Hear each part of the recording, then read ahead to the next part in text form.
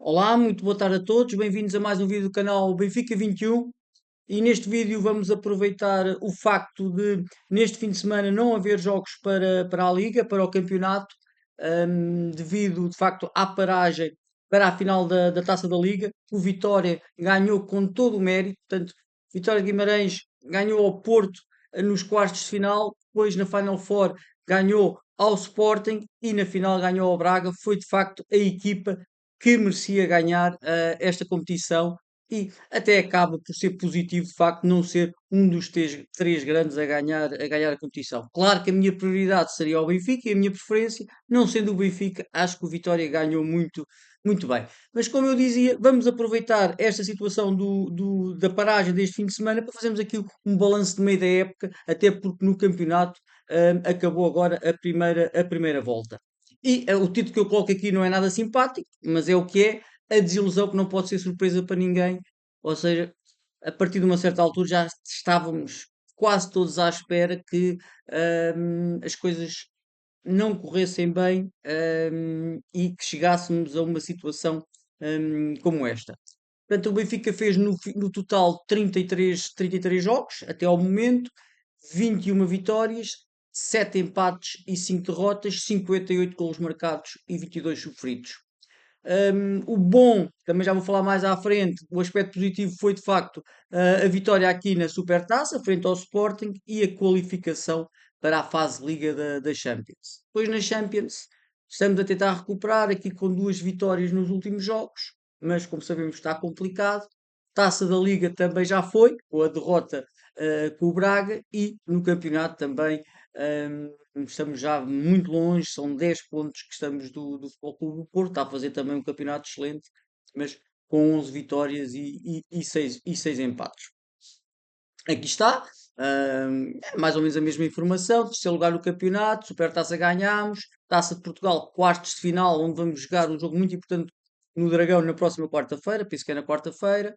Allianz Cup ficámos pelas meias finais, fase de liga, também já falámos nisso, e o playoff que vencemos. A nível de tops de jogos e de golos, o Austin, com a sua consistência, com a sua regularidade, nem sempre a jogar a um futebol fantástico, mas sempre a um nível médio bom, diria eu.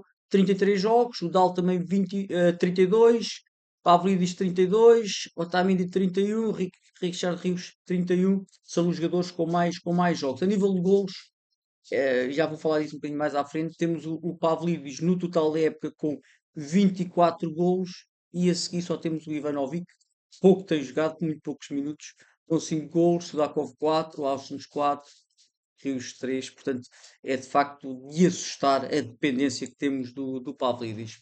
Já está o campeonato, como eu estava a dizer, a 10 pontos do Futebol Clube do Porto, somos aqui a nível de golos marcados, e agora eu estou agora a verificar, que nem me tinha percebido, somos o segundo melhor ataque a par do Porto, com 36 golos marcados. O Sporting é de longe o melhor ataque com 47. E depois, a nível de golos sofridos, também temos aqui perto do Sporting, diria eu, mas o Porto com apenas 4 golos sofridos. Portanto, melhor defesa ao Porto, equipa que está bem isolada na frente, e hum, melhor ataque o Sporting, também a nível de golos marcados, muito mais que o Benfica. Agora aqui, falando apenas do campeonato, e para reforçar aquilo que disse anteriormente, no campeonato o Pavlidis tem 17 golos e depois a seguir o Sudakov com 4 golos. Reparem na diferença, de facto é abismal. E depois aqui outra informação também que eu acho que é importante, que é a nível de assistências. Os jogadores do Benfica que têm mais assistências têm 3. O Luke Backe, como sabe, lesionado. O Barreiro é um dos jogadores do Benfica que tem mais assistências. O Barreiro não é propriamente um jogador criativo. Deditos, que é um defesa. Pavlidis, que é o nosso ponta de lança, e depois já o Sheldon, que tem só duas.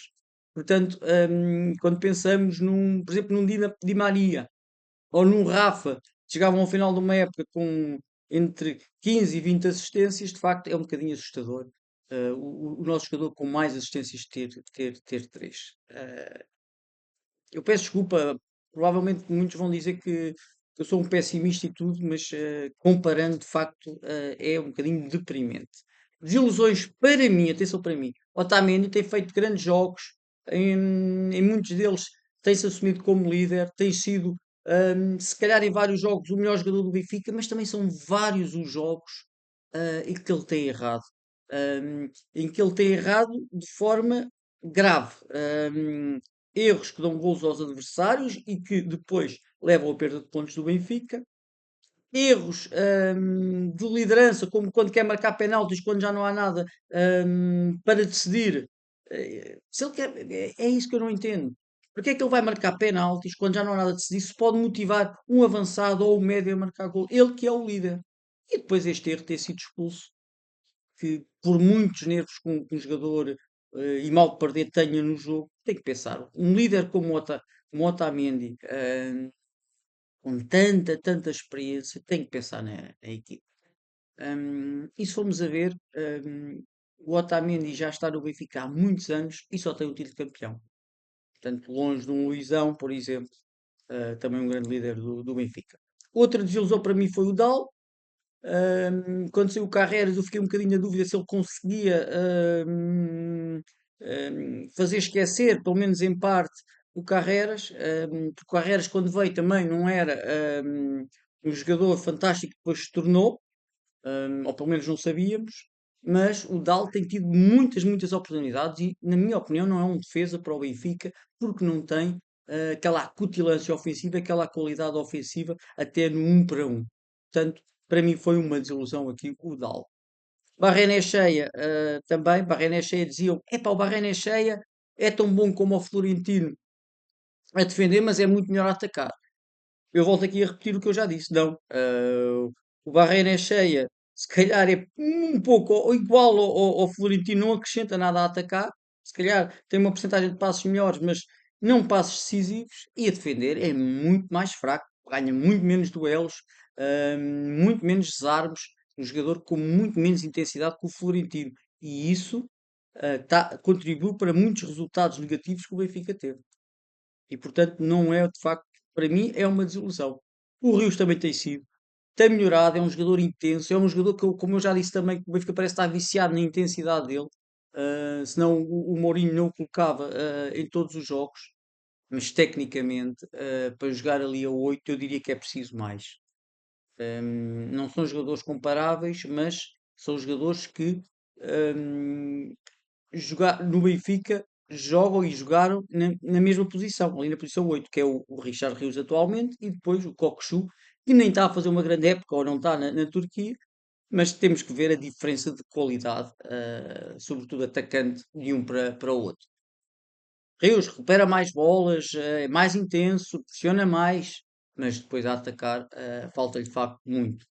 Outra desilusão, infelizmente, o Sudakov. Temos que dar um bocadinho o benefício da dúvida por vários motivos.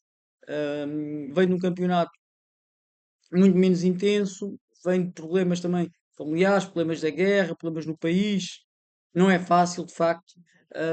E depois a posição que está a jogar ali a partir de extremo esquerdo, jogo após jogo, não é de facto fácil, mas também o preço que ele custou ao Benfica era para justificar outras exibições e já vamos em meia época. Portanto, ahm, diria que está a desiludir até ao momento. O Ivanovic entrou bem, marcou alguns golos, depois, ou devido ao sistema do sistema do José Mourinho, ou devido à falta de confiança, o facto também de jogar menos, parece que deixou ele de saber jogar, perdeu a confiança. hum, Entra também em situações complicadas em muito poucos minutos e de facto também está a ser uma desilusão. Portanto, voltando aqui para trás, contratação, Sudakov, contratação 2, Richard Rio 3, Enzo Barrenechea 4. Temos aqui 4 jogadores contratados que, para mim, desiludiram. Mistérios. O Obrador é um mistério porque não há sequer uma oportunidade para o Obrador. O Lagem lhe deu penso que foi 45 minutos no jogo do campeonato, o Mourinho parece que ficou mesmo que o jogador riscou mesmo, portanto, depois não joga na equipa A, não joga na equipa B, não entendo. Não, será que também não tem qualidade para a equipa B? É que nem ritmo tem, fala-se que pode ser emprestado. João Veloso, mais um mistério, portanto, um jogador que escalões de formação, sempre muito elogiado, dos melhores sempre, dos vários escalões por onde passou. Elogiado pelo Bruno Lage, penso também elogiado pelo Mourinho, fez um grande jogo na Eusébio Cup contra o Mourinho. Pouco entrou, poucos minutos. Eu vou fazer um vídeo sobre aqui a formação do Benfica, mas simplesmente não joga. Não joga. Outro jogador, mistério, Sheldrup, muito mistério, porque o Bruno Lage já desconfiava muito do Sheldrup, mas ainda o ia metendo. O Mourinho também ainda o foi metendo. E a partir do momento em que ele contribuiu muito para a vitória do Benfica, com uma assistência para o Pavlidis frente ao Nacional, a partir daí nunca mais o colocou. Ahm, É sempre o Sudakov ali do lado esquerdo, e quando não é o Sudakov, ele põe outro jogador. O Sheldrup parece que foi mesmo pescado completamente. João Rego, o mistério do João Rego é que é um dos jogadores da formação com mais minutos, não é que tenha muitos, mas com mais minutos, mas não tem acrescentado nada. Eu diria que há outros jogadores que merecem mais oportunidades pelo que fazem, por exemplo, na equipa B do que o João Rego, e aqui o mistério é ele ter tantas oportunidades em tantos jogos. A rever confirmar o Tomás Araújo, eu estava de facto com a esperança que ele se assumisse de vez esta época, mas ele começou a época também lesionado, lá está, perdeu tempo. O António Silva, penso também deve treinar muito bem, como o Mourinho já referiu isso, e ganhou a titularidade no início da época. O Tomás Araújo, quando agora conseguiu ganhar a titularidade do António Silva, tem uns jogos mais complicados, não só por responsabilidade própria, mas por responsabilidade da própria equipa, do próprio contexto, diria eu, e de facto temos que rever, confirmar aqui. Dedic a mesma coisa, está a jogar bem, mas atenção, jogar bem, mas se a gente for a ver os números dele a nível de gols e assistências, não é por aí além. Portanto, penso que foi uma boa contratação, mas entre ele e o Bá, lá está, temos que rever, temos que confirmar, porque ainda só passou meia época, mas mesmo assim é uma das contratações do Benfica que o Benfica, penso eu, acertou. Mano Silva, muita esperança neste jogador, lesionou-se a época passada, como sabemos, ao fim de poucos jogos, agora está ainda muito lento, vê-se que tem qualidade, mas que vai demorar, é um daqueles jogadores que vai demorar de facto a ganhar a forma e a confiança que tinha. Mas se Deus quiser, vai ter tempo para confirmar todo o seu valor. O Quebáquio, também eu diria que é a confirmar, porquê? Porque ele até fez boas exibições, era quase o único jogador do Benfica que conseguia fazer a diferença, mas também falhava muitos centros, rematava muitas vezes mal, definia mal, portanto, teve muito bom, mas também muito mal nos jogos que fez Benfica, portanto, a rever, a confirmar. Depois o Bruma, rever, confirmar no sentido que é um jogador, diria eu, à imagem do Mourinho, um jogador rápido, um jogador muito bom nas transições, ofensivas, mas que não jogou, praticamente não jogou esta época, lesionou-se ainda na pré-época. Prestiani tem tido finalmente oportunidades, tem demonstrado oportunidades, muitas dificuldades ainda a definir, muitas dificuldades a definir, seja a nível de remate, seja a nível de passe, seja de temporizar, perde muitas bolas ainda, mas está mais intenso a defender e também é um jogador que não podemos perdê-lo de vista, diria eu. Rodrigo Rego, Rodrigo Rego, eu nem sei se devia pôr um mistério, como mistério, porquê? Porque os jogos que ele fez jogos aceitáveis, se calhar melhores jogou melhor se calhar do que outros jogadores mais consagrados na equipa. Um jogador que gosta de partir para cima do adversário, não tem medo, mas também está a perder cada vez mais passo. Mas eu gostei muito da entrada do Rodrigo Rego. Finalmente aqui a figura, obviamente, o Pavlidis, mas de longe o Pavlidis, como já vimos a nível de golos marcados, também é dos jogadores com mais assistências e de jogo jogado. Portanto, se ele tem estes números, com o Benfica com as dificuldades que tem, atualmente, imaginem ou imaginem se a equipa tivesse de facto numa boa fase, que tivesse feito uma primeira parte da época fantástica, o Pavlidis aí iria bater recordes atrás de recordes. Por fim, aqui as observações positivas. Como sabes, começámos bem a época, diria eu. Começámos com a Supertaça, vitória com o Sporting, apuramento para a fase de Liga da Champions também super importante. E depois, como podem ser as coisas, houve três situações que levaram a que a época mudasse completamente. Derrota na Liga dos Campeões, em casa, primeira derrota no primeiro jogo.